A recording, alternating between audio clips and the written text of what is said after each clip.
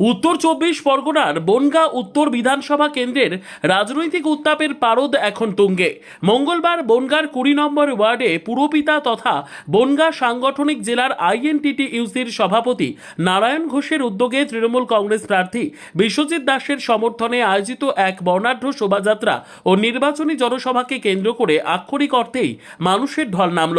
প্রচারে দেখা গেল জনসমুদ্র, আর তা দেখেই উচ্ছ্বসিত তৃণমূল শিবির। এই মিছিলে কয়েক হাজার কর্মী সমর্থকের স্বতঃস্ফূর্ত উপস্থিতি ছিল চোখে পড়ার মতো। তৃণমূলের পতাকায় সজ্জিত হয়ে বিশ্বজিৎ দাসকে জেতানোর আর্জি জানিয়ে মিছিলটি ওয়ার্ডের বিভিন্ন রাস্তা পরিক্রমা করে। বিষয়টি নিয়ে স্থানীয় সাধারণ মানুষের উৎসাহ ছিল তুঙ্গে। রাস্তার দুধারের বাড়ির বারান্দা ও ফুটপাত থেকে মানুষ হাত নেড়ে প্রার্থীকে শুভেচ্ছা জানান। এদিন বনগাঁর দাপুটে শ্রমিক নেতা নারায়ণ ঘোষের ঐকান্তিক উদ্যোগে কর্মীদের মধ্যে এক বাড়তি উন্মাদনা লক্ষ্য করা যায়।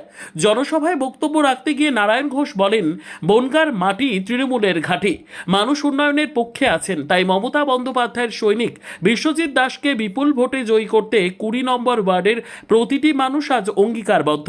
এদিন তৃণমূল প্রার্থী বিশ্বজিৎ দাস সাধারণ মানুষের এই ভালোবাসায় আপ্লুত হয়ে সকলকে ধন্যবাদ জানান। তিনি বলেন, এই ভিড় প্রমাণ করে দিচ্ছে যে বিরোধী শিবিরের কুৎসার অপপ্রচারের দিন শেষ। উন্নয়নের জোয়ারে আগামী দিনেও বনগাঁর অগ্রযাত্রা অব্যাহত থাকবে।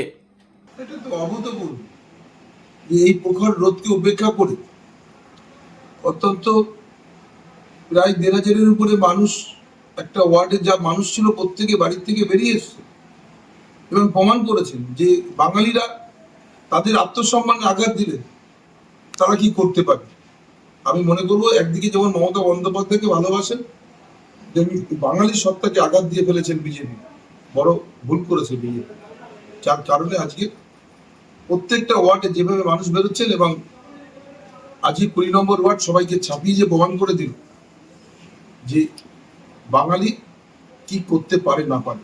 মমতা বন্দ্যোপাধ্যায়কে চতুর্থবার মুখ্যমন্ত্রী করবার জন্য যেভাবে রাস্তায় রাস্তায় মানুষ বেরিয়ে এসেছে, এটা আমার রাজনৈতিক জীবনে এটা একটা ইতিহাস।